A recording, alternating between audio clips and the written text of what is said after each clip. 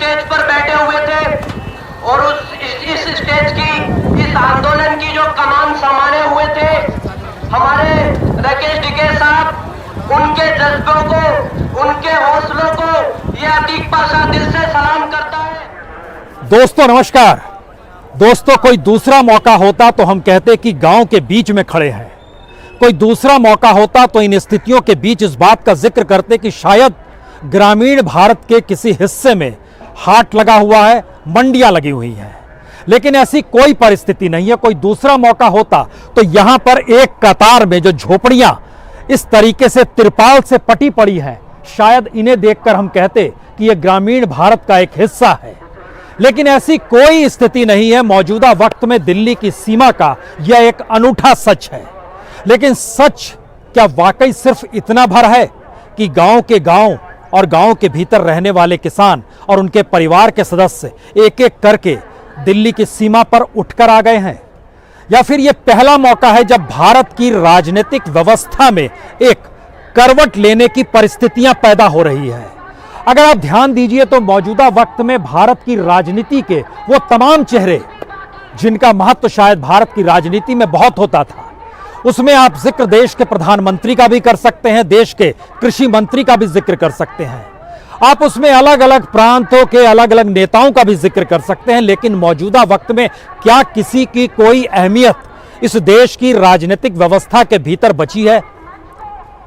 कोई नेता का नाम ले लीजिए, किसी प्रांत के किसी भी नेता का नाम ले लीजिए, यहां तक कि अगर लगता है आपको तो ओवैसी का नाम ले लीजिए, या फिर दूसरी तरफ अखिलेश यादव का नाम ले लीजिए, मायावती का नाम ले लीजिए, या फिर मध्य प्रदेश, राजस्थान, किसी भी नेता का नाम लेंगे तो क्यों ऐसी स्थिति आ गई जहां पर सारे नेताओं की मौजूदगी इस देश के भीतर में सिर्फ और सिर्फ दिल्ली की सीमा पर जमे किसानों को देख रही है?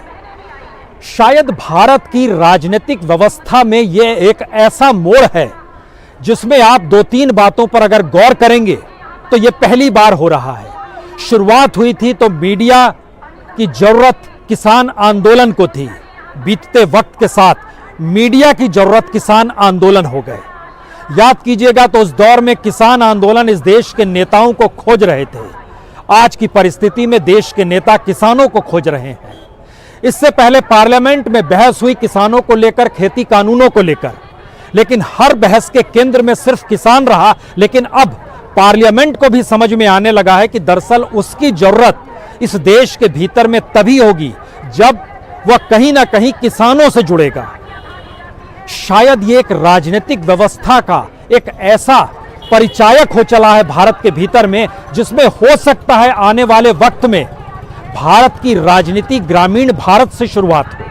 हम इस बात का जिक्र इसलिए भी कर रहे हैं क्योंकि दिल्ली की सीमा पर जब चारों तरफ बॉर्डर्स लगा दिए गए, और बॉर्डर का मतलब यह होता है कि वहां पर जिस तरीके से लोहे के बाड़ लगा दिए गए, लेकिन किसानों की राय, और उसमें भी राकेश टिकैत कोई आज से राजनीति नहीं कर रहे हैं, लेकिन राकेश टिकैत ने जैसे ही इस बात का जिक्र किया, हम दिल्ली नहीं जाएंगे, हम देश के दूसरे प्रांतों में जाएंगे, इसका मतलब क्या है?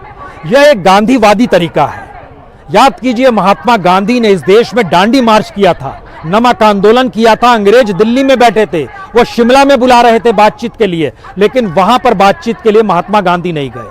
उन्होंने कहा नमक आंदोलन होगा, दांडी मार्च निकला और एक के बाद एक लोग जुड़ते चले गए, समूह जुड़ता चला गया और यह परिस्थिति धीरे धीरे आई।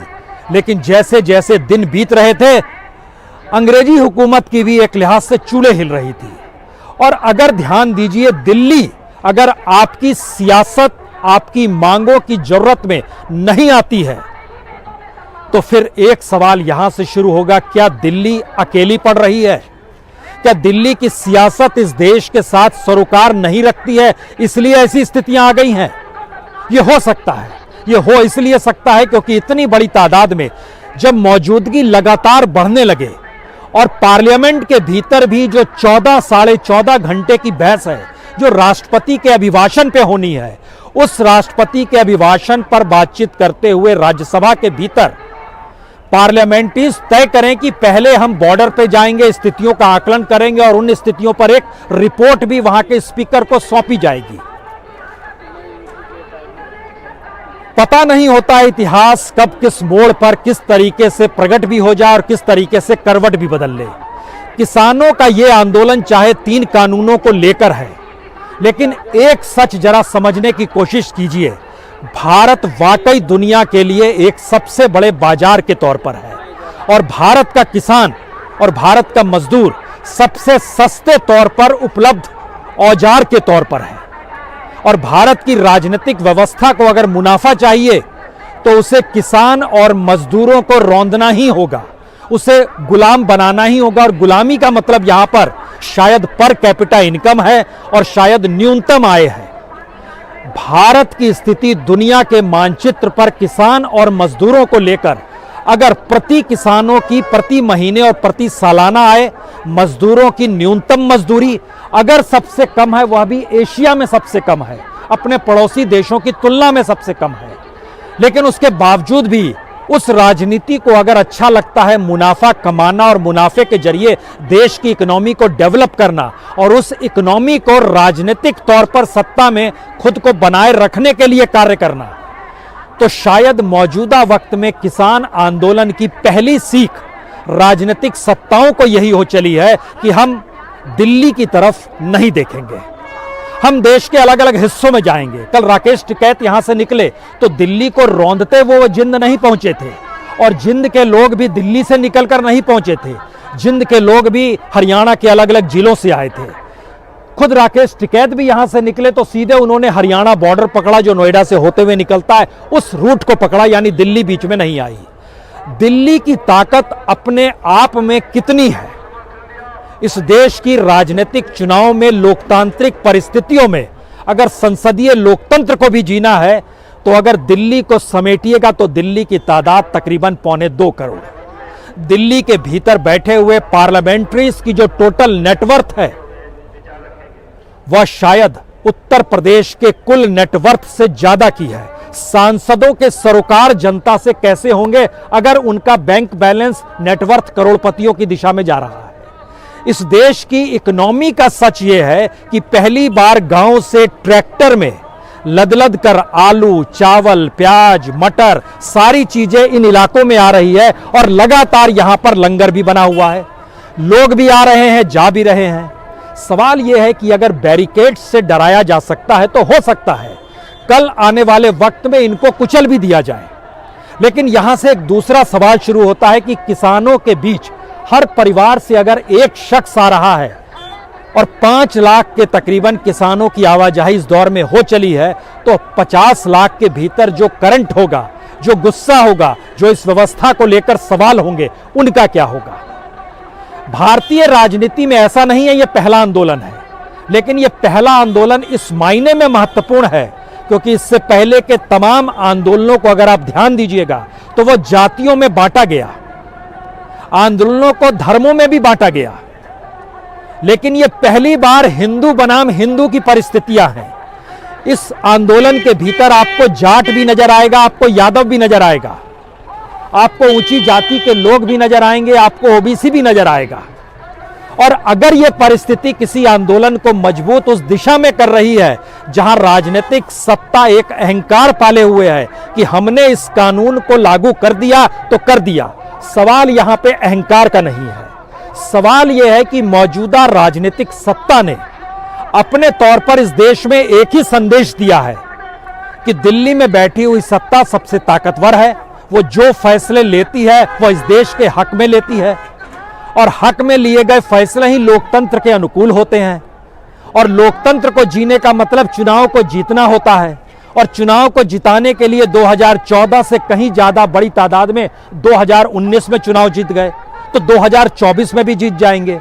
यह एक सामान्य सी परिभाषा है, लेकिन इलेक्शन के साथ साथ अगर आंदोलन से उठे हुए मुद्दे भी अगर किसी चुनाव के तौर पर वो ग्राउंड जीरो के तौर पर इशू के तौर पर खड़े हो जाए तब क्या होगा।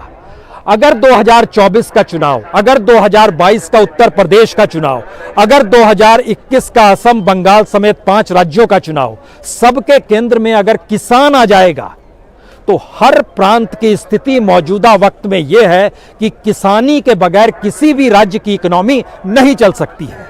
यह एक अनूठा सच है और आपको जानकर हैरत होगी कि पश्चिम बंगाल की इकोनॉमी और इस देश के तमाम फसल उत्पादन में बंगाल जो है अव्वल नंबर पर आता है। सबसे ज्यादा उत्पादन फसल का कहीं होता है तो वो बंगाल का होता है। बंगाल के बाद उत्तर प्रदेश आता है, उत्तर प्रदेश के बाद पंजाब आता है, पंजाब के बाद गुजरात आता है, गुजरात के बाद हरियाणा आता है। यह एक कैटेगरी है देश में अनाज का उत्पादन करने वालों की। अब इसके पैरेलल में जब आप चलेंगे कि इतनी बड़ी तादाद में किसी राज्य की इकोनॉमी को अगर एग्रीकल्चर ने संभाला हुआ है, कृषि अर्थव्यवस्था ने संभाला हुआ है और वो राजनीति को टक्कर देने की स्थिति में आ रही है। क्योंकि कल जब जिंद में इस बात का जिक्र किया गया कि हम गद्दी का भी जिक्र आपके साथ कर सकते हैं, यानी 3 कानून वापसी नहीं, गद्दी वापसी का भी जिक्र हो जाएगा, तो इसका मतलब यह हुआ कि यह एक पॉलिटिकल ऐलान है। और पॉलिटिकल ऐलान उन पंचायत और लोगों के बीच में हो रहा है जिनकी अपनी कोई पॉलिटिकल पहचान नहीं है। यानी किसी पॉलिटिकल पार्टी से पंचायत नहीं जुड़ी होती है। पंचायत उस इलाके के जो गांव होते हैं वहां के जरिए सबको जोड़ा जाता है और पंचायत का फैसला उस गांव को इसलिए मान्य होता है क्योंकि उसकी एक अहमियत और उसकी एक ताकत और उसकी एक मान्यता लोगों से जुड़ी हुई होती है। दिल्ली में बैठी हुई संसद के सरोकार इस देश के गांव से नहीं बचे हैं, लेकिन पंचायतों के सरोकार उस गांव से बचे हुए हैं जिन गांव को वो संबोधित करते हैं। शायद राजनीतिक तौर पर यह गद्दी वापसी का फैसला हो सकता है, लेकिन किसी राजनीतिक दल ने इसे अभी अपने तौर पर नहीं कहा है। यहीं से आखिरी सवाल शुरू होता है, क्या पार्लियामेंट अपनी उस ताकत को धीरे धीरे गंवा रहा है? इस देश में लोकतंत्र का मंदिर कहे जाने वाला संसद और उसके भीतर सांसद के तौर पर पहुंचने वाले लोगों की महत्ता धीरे धीरे कम होती चली जा रही है। क्योंकि जब हमने एक फहरिस्त में नाम लिया, चाहे आप आज की तारीख में प्रधानमंत्री मोदी का नाम लीजिए, चाहे हैदराबाद के सांसद ओवैसी का नाम लीजिए, चाहे इधर नीतीश कुमार का नाम लीजिए, चाहे उधर गहलोत का नाम लीजिए, चाहे ममता बनर्जी का नाम ले लीजिए, या शिवराज सिंह चौहान का नाम ले लीजिए, या येदियुरप्पा का नाम ले लीजिए, किसी का नाम ले लीजिए, आज की तारीख में इस देश का सच राष्ट्रीय और अंतर्राष्ट्रीय तौर पर किसानों को देख रहा है, किसानों के आंदोलन को देख रहा है।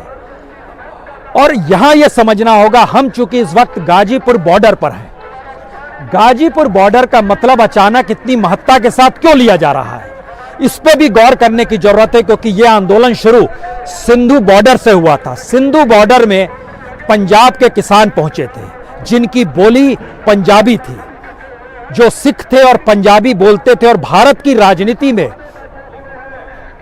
जो गुरुमुखी में लिखा जाता है या जो पंजाबी शब्द कहा जाता है, वो जाहिर है सीधे तौर पर पंजाब के वोटरों को ही प्रभावित कर सकता है, पंजाब की जनता को ही प्रभावित कर सकता है।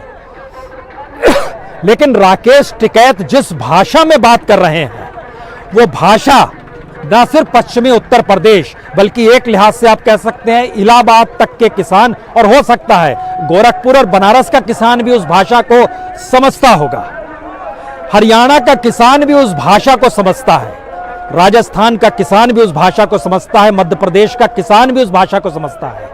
इसका मतलब यह है कि पूरे हिंदी हार्टलैंड में यानी बात पंजाब से शुरू हुई थी और पूरे हिंदी हार्टलैंड में अगर किसान किसानी के मुद्दे को लेकर धर्म और जाति से बाहर निकलकर मौजूदा वक्त की सियासत को चुनौती दे देगा, तब मौजूदा वक्त में भारत के हिंदी हार्टलैंड की सियासत पलट जाएगी। और उस सियासत को पलटने के लिए किसी राजनीतिक दल के आने की जरूरत नहीं है। पहली बार गांव के लोग अगर राजनीति तय करने लगे तो फिर कॉरपोरेट का जिक्र नहीं होगा, अंबानी अडानी का जिक्र नहीं होगा, इस देश में वर्ल्ड बैंक और IMF का जिक्र नहीं होगा, इसका जिक्र भी नहीं होगा कि अमेरिका ने सपोर्ट किया एग्रीकल्चर रिफॉर्म को लेकर। लेकिन यह भी समझना होगा, अमेरिका अगर सपोर्ट कर रहा है, IMF अगर सपोर्ट कर रहा है, तो उसके पीछे वजह बहुत साफ है। अमेजन अमेरिका बेस्ड कंपनी है, वॉलमार्ट अमेरिका बेस्ड कंपनी है, कॉस्टको अमेरिका बेस्ड कंपनी है। उनकी अपनी जरूरत है वहां की इकोनॉमी को डेवलप करने की, और भारत की सियासत अभी भी उस इकोनॉमी के आश्रय ही सियासत साध रही है। तो क्या यह माना जाए कि भारत के भीतर में एक बड़ा परिवर्तन गांव से हो सकता है? क्या यह माना जाए कि पंचायतों की एक एक फहरिस्त जो लगातार नजर आ रही है, वह फेरिस्त अगर इस समूचे देश को अपनी आगोश में ले ले, तो क्या भारत की राजनीतिक परिभाषा जो अभी तक बीजेपी, कांग्रेस या जो भी छिटपुट नेताओं की जो फेरिस्त रही है, जो इनके पार्टी के घोषणा पत्र रहे हैं, उससे हटकर होगी? क्योंकि ध्यान दीजिएगा एक बात, किसी भी पॉलिटिकल पार्टी का मैनिफेस्टो जनता को जिन सुविधाओं को देने का जिक्र करता है, वो सारी चीजें इस देश के संविधान में दर्ज है। यानी 1950 के बाद से इस देश के किसान मजदूरों को उनका हक मिलना चाहिए था, दलितों को हक मिलना चाहिए था, ट्राइबल्स को हक मिलना चाहिए था, आदिवासियों को हक मिलना चाहिए था, और इसके लिए बाकायदा उसके आर्टिकल्स हैं। लेकिन हक किसी को नहीं मिला। पावरफुल कौन हुआ? जो इस राजनीति में आया और जिसने इस राजनीति के जरिए गद्दी प्राप्त कर ली। और अभी जो लोग आंदोलन कर रहे हैं, उनके पास कोई गद्दी नहीं है, उनकी सियासत किसी पॉलिटिकल पार्टी से नहीं जुड़ी हुई है। और उसके बाद भी अगर यह समा है और इस तरीके से दिल्ली की चौखट पर आकर लोग 1-2 दिन नहीं, 1-2 महीने नहीं, अब तो तीसरा महीना चल पड़ा है, और जब यह बात हो रही है कि हम इसे आने वाले वक्त तक चलाएंगे, तो यह मैसेज क्या है? यह मैसेज भारत के भीतर जो ग्रामीण भारत का हिस्सा है, वह अपने तौर पर कैसे कॉन्शियस हो रहा है, वो कैसे जागरूक हो रहा है, यह भी उसकी समझ अब धीरे धीरे डेवलप होगी। क्योंकि जब अपने हक के बारे में लोगों को जानकारी मिल रही है, तब वो समझ पा रहे हैं कि 3 कानून और एमएसपी, यह तो बहुत पहले चीजें हो जानी चाहिए थी। एमएसपी के तहत लाल बहादुर शास्त्री ने 1965 में जिक्र कर दिया था 22-23 फसलों का, वो आज तक नहीं हो पाया। जबकि इसी पार्लियामेंट के भीतर में कॉरपोरेट को टैक्स माफी से लेकर जितने भी लाइसेंस दिए गए, जो ग्रामीण भारत को खोद डालते हैं, जैसे माइनिंग का लाइसेंस, माइनिंग के लाइसेंस का भी राष्ट्रीयकरण इंदिरा गांधी ने इसलिए किया था क्योंकि वो समझ गई थी कि इस देश के भीतर में कॉरपोरेट पर और पैसे वालों पर नकेल कस पाने के लिए हमारे पास कोई औजार ही नहीं है। और ये एक सच है कि भारत में कॉरपोरेट पर आप नकेल नहीं कस सकते हैं। यह तमाम फील्ड में देखा जा सकता है, किसी दूसरे फील्ड में जाने की क्या जरूरत है। एजुकेशन और हेल्थ, शिक्षा और स्वास्थ्य के क्षेत्र में देख लीजिए, कॉरपोरेट वहां पर कैसे घुस गया है, और मुनाफे के लिए उसने सिर्फ पैसे वालों के लिए एक पूरी की पूरी चेन खड़ी कर दी है। भारत में जो पूरे राज्यों का और केंद्र का हेल्थ बजट है, उससे कहीं ज्यादा कॉरपोरेट को हेल्थ सेक्टर से मुनाफा मिल जाता है, जो प्राइवेट हॉस्पिटल चलाता है। भारत के भीतर में जो एजुकेशन का बजट है, उस एजुकेशन बजट से ज्यादा प्रॉफिट कॉरपोरेट को उस प्राइवेट एजुकेशन के जरिए मिल जाता है। तो फिर एग्रीकल्चर की क्या बिसात है, जहां पर कॉरपोरेट घुस जाएगा तो क्या जानेंगे। शायद इस आंदोलन की सबसे बड़ी ताकत यही है कि लोग धीरे धीरे सही, लेकिन अब समझ रहे हैं। इसीलिए जो भाषणों का दौर चल रहा है, उस पर जब गौर कीजिएगा तो यहां पर नेताओं की वाहवाही नहीं होती है, अपने मुद्दों को उभारने का प्रयास होता है। ग्रामीण इलाकों से जो अनाज आ रहा है, जो रसद आ रही है, कल तक ये इस बात का जिक्र होता था सिर्फ गुरुद्वारों से आ रहा है, अब सिर्फ गुरुद्वारे नहीं बचे हैं, खेतों से आ रहे हैं, मंडियों से आने लगे हैं, क्योंकि सबको समझ में धीरे धीरे आ रहा है कि स्थिति आने वाले वक्त में और विकट हो जाएगी। शायद इसीलिए एक आखिरी सवाल, इस देश के भीतर में राजनीतिक व्यवस्था जो पूंजी और अपराध पर टिकी हुई है, कोई भी सांसद तभी चुनाव जीत सकता है उसके पास पैसा हो, या कोई भी क्रिमिनल पैसे के आश्रय चुनाव जीत जाता है। इसके लिए आपको बहुत दूर जाने की जरूरत नहीं है। इस देश के 4298 एमएलएस विधायक जो हैं, उसमें से 1258 एमएलए जो हैं वो दागी हैं।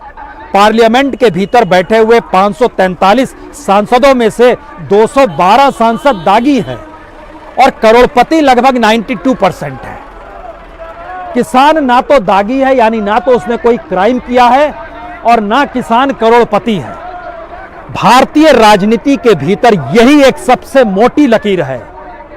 और शायद जो कंक्रीट की दीवार बॉर्डर पे खड़ी की गई है, जो कील ठोकी गई है, जो सरिया ठोका गया है, जो पुलिस की मौजूदगी की गई है, बॉर्डर वो नहीं है। पहली बार बॉर्डर इस देश की ग्रामीण मानसिकता के भीतर, किसान मजदूर के भीतर यह सोचकर बन रहा है कि यह पार्लियामेंट हमारी नहीं है, इस देश में सुप्रीम कोर्ट के फैसले हमारे अनुकूल नहीं हो रहे हैं, इस देश के भीतर में कॉन्स्टिट्यूशन इंस्टीट्यूशन जो है, यानी जो भी संवैधानिक संस्थाएं हैं, वह भी हमारी नहीं है। यह सबसे बड़ी दीवार है और इस लक्ष्मण रेखा को कौन मिटाएगा? शायद आने वाले वक्त में भारत की राजनीति में किसी स्टेट्समैन को अगर आना पड़ेगा तो वो शहर से निकलकर नहीं आएगा, यह भी आप लिख लीजिए, वो ग्रामीण इलाकों से निकलकर ही आएगा। और शायद यही वो परिस्थितियां है जिसमें हम जब यहां आते हैं तो महसूस कर पाते हैं कि इतनी बड़ी तादाद में लोगों की मौजूदगी और दूसरी तरफ इतनी बड़ी तादाद में तिरपालों में रात रात गुजारते हुए लोग, यह कोई आसान बात नहीं है, इससे मुश्किल स्थिति होती नहीं है। शायद यही असल में इस देश के भीतर का बॉर्डर है जो लोगों को समझ में आने लगा है और सरकार के लिए एक चेतावनी भी है, एक ललकार भी है, एक चुनौती भी है कि मान जाइए, अन्यथा आने वाले वक्त में भारत की सियासत इस देश की ग्रामीण सोच खुद ब खुद बदल देगी। बहुत बहुत शुक्रिया, बहुत बहुत शुक्रिया, बहुत बहुत शुक्रिया, बहुत बहुत शुक्रिया। प्रसुमन वाजपेयी जिंदाबाद।